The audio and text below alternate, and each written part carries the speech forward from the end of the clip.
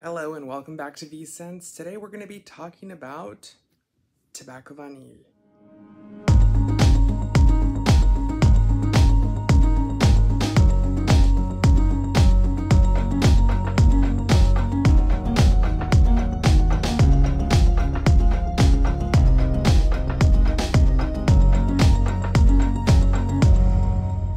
This is tobacco vanille. This is one of Tom Ford's more iconic, more popular scents. This is the bread and butter of the company, along with Noir de Noir, Soleil Blanc, Oud Wood, and Tobacco Vanille. These are known for being the ones that sell the best.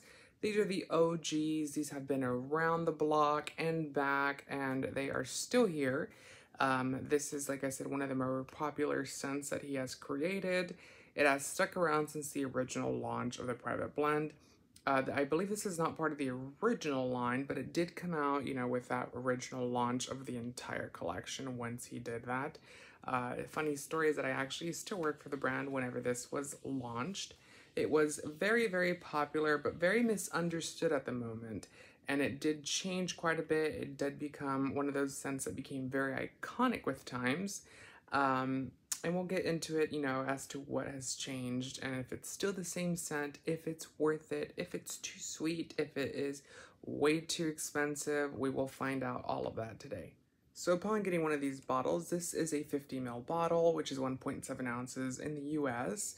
It is a smaller one. They do make a smaller one, like Sephora does have a, I believe it's 30 ml, which is 1 ounce. And this one, like I said, is your 50 ml. You do get the bottle in here. It's kind of a pretty bottle. It's a little lackluster. I think these were very popular and very iconic looking whenever they were launched. They're kind of boring and bland now, but I think it's also a very timeless classic design. You can't go wrong with this. I think within like 5 to 10 years, you will definitely think, oh, that's a nice bottle. It's classic, kind of like a Chanel bottle. The top of it has the Tom Ford plaque on it with his name on it. If you open that, there's no special little hidden treasures in here like Dior or other brands like Chanel. You do get a traditional sprayer.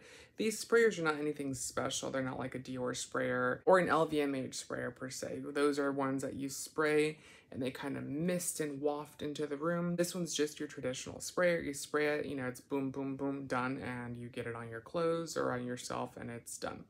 So this scent is, like I said, it was launched in 2017. The perfumer for this is Oliver Gilliton, which I'm not sure if I'm butchering his name. I probably am. I'm not too familiar with his work, but he is the perfumer for this guy.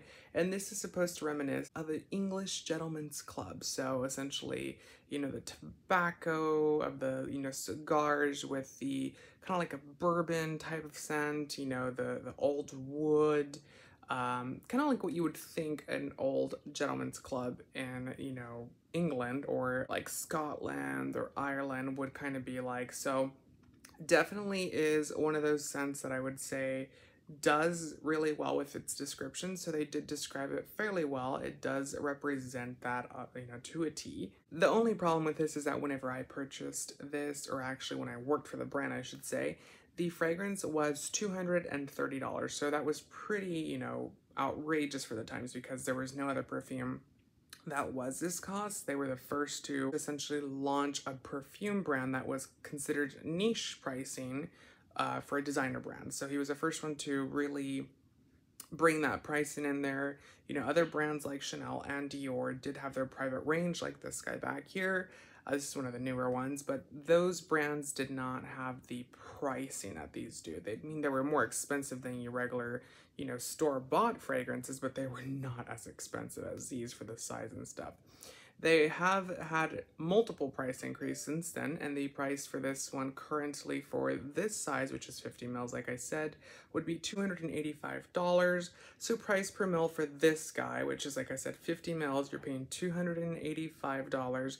It would be $5.70 per mil. That's ridiculous. So 1 mil in this bottle cost you $5.70. If you upgrade to the 3.4, then you would be paying $3.90 for 100 mils, and it would be $3.90 per mil. So it's a little bit better, but they also have the big decant size, which is 8.4 ounces. If you look at the bottle, I think it says 8.5. It would be $800, making the price per mil cost of $3.20. So that is ridiculous. I mean, unless you absolutely love this scent, you have to pay for the small one. And even if you get like, let's say a travel size, you would be paying quite a bit for something that, you know, is nice, but is it really that nice anymore? I know for the time when it launched, it was very revolutionary. So the notes in this guy are going to be obviously vanilla, obviously tobacco. We're going to have tonka bean in here, resins, cacao, and we're also going to have ginger and dried fruits.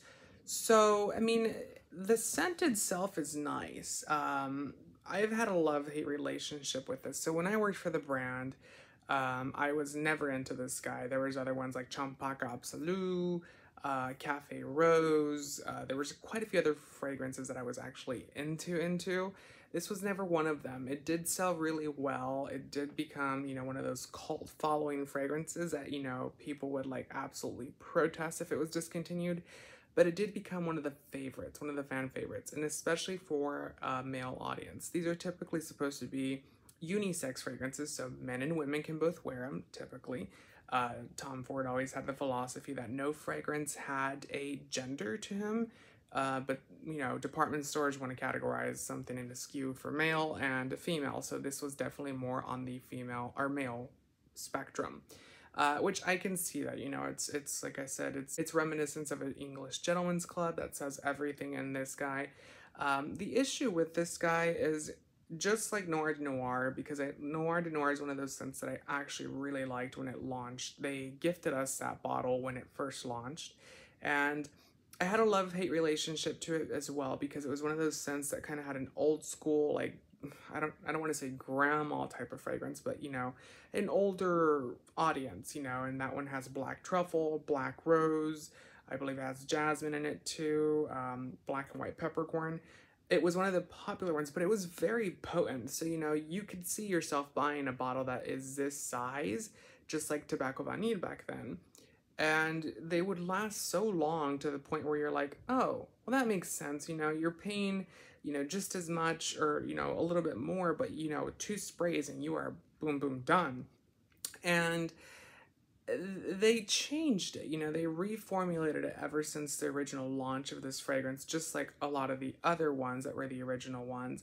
And it does still have longevity, it still has projection, but it's not quite as great as it used to be. So, you know, you typically can get anywhere from 3 to 4 to 5 hours with this guy now, which back in the day, for less sprays, you used to be able to get 8 to 9 hours and still wash your clothes and be like, God, I can't get this off of my clothes. So if you didn't like it, you know, it wasn't really a good thing. But definitely it is one of those scents that has gone down in at least projection and longevity. It still has it, don't get me wrong, it still has it.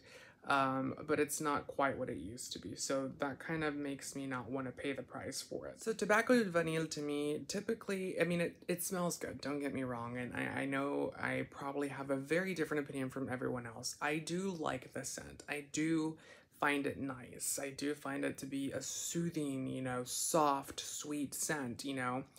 The only issue with this is, to me, this smells like a very expensive candle. It does not smell like an expensive perfume. It could be an expensive room spray, a candle. Even their candles are absolutely astronomically expensive though, so I wouldn't buy a candle. But that's just to say that it does have a very candle-like scent. It's soft, so whenever you first spray it, you're gonna get a lot of vanilla. So if you don't like vanilla, steer clear of this guy, go to the left, you know, exit the door, because it does have quite a bit of vanilla. So some people will say it has too much vanilla, but once that vanilla kicks in, it kind of is cleaned up in contrast with the tobacco. So the tobacco comes in it with tobacco typically can either be really rough or it can be kind of soft and, you know, very, you know, I don't know, kind of like an ambery feel, which kind of goes back to this fragrance when I say that it feels like it is an amber fragrance at heart, but it's not. It's typically the tobacco, the resins in here, the dried fruits probably, the vanilla, the tonka, all of it creating that kind of like amber-like quality, which is very soft, it's very clean. Well, it's not clean, it's just very soft and very sweet.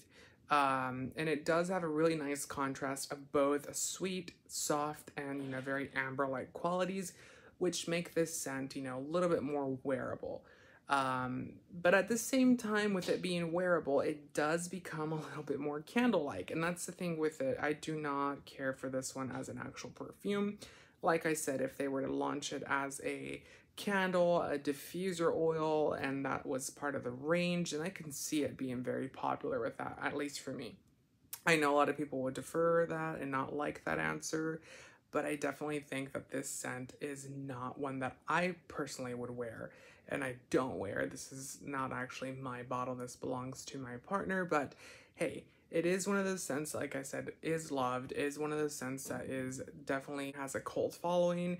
I know a lot of people like it. To me, it is not a winner, and I have been holding off making the review because I just don't want to, you know, talk trash on something, because it is a great creation nonetheless. It is a great scent.